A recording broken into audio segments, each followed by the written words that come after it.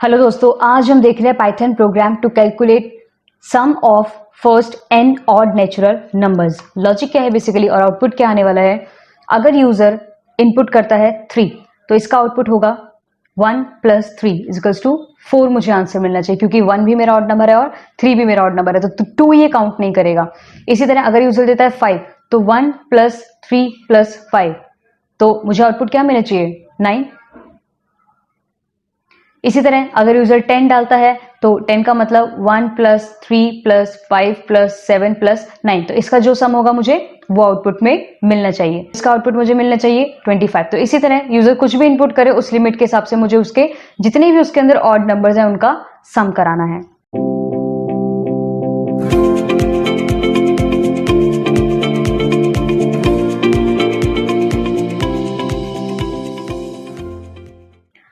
तो logic basically ये होगा, सबसे पहले तो आपको यूजर से एंटर कराना होगा कि वो क्या लिमिट देना चाहता है, कहां तक के ऑड नंबर्स निकाल कर उनका सम करना चाहता है। तो मैंने एक वेरिएबल ले लिया लिमिट नाम का। उसके बाद मैंने इनपुट फंक्शन का इस्तेमाल किया यूजर से इनपुट लेने के लिए और इसे मीनिंगफुल बनाने के लिए मैंने लिख दिया एंटर लिमिट।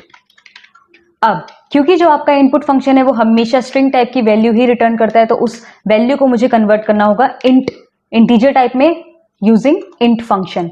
अब हम यूजर से इनपुट ले चुके हैं। अब मैंने एक वेरिएबल लिया सम नाम का जिसे इनिशियलाइज कर दिया 0 से, एक वेरिएबल लिया i का जिसे इनिशियलाइज कर दिया 1 से। अब मैंने लिया while कीवर्ड और इसकी मैंने कंडीशन लगाई i is <= जो भी यूजर डालेगा लिमिट, और इसके अंदर सम के अंदर मैंने डाला सम प्लस i और i को इंक्रीमेंट कराया 2 से। 2 से क्यों? क्योंकि मुझे सिर्फ ऑड नंबर चाहिए। अभी मैंने इनिशियलाइज किया 1 से, 1 में हम 2 प्लस करेंगे तो 3, 3 में 2 प्लस करेंगे तो 5, 5 में 2 प्लस करेंगे तो 7, तो मतलब इवन नंबर का तो नामो निशान ही बीच में नहीं होगा। इसी तरह व्हाइल लूप के बाहर आके अब मुझे प्रिंट कराना है सम। अच्छा, बाहर आके मैंने प्रिंट क्यों कराया? क्योंकि मुझे अंदर प्रिंट इसलिए नहीं कराना क्योंकि मैं बार बार सम की वैल्यू प्रिंट नहीं कराना चाहती हूँ जितनी बार वो इंक्रीमेंट हो रही है। अगर आप ऐसा कराना चाहते हो तो आप बिल्कुल व्हाइल लूप के अंदर कराओ कि किस हिसाब से ये चल रहा है।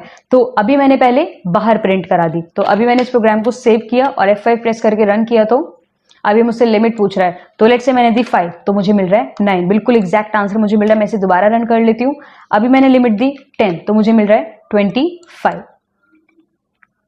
तो अब इसका लॉजिक देख लेते हैं।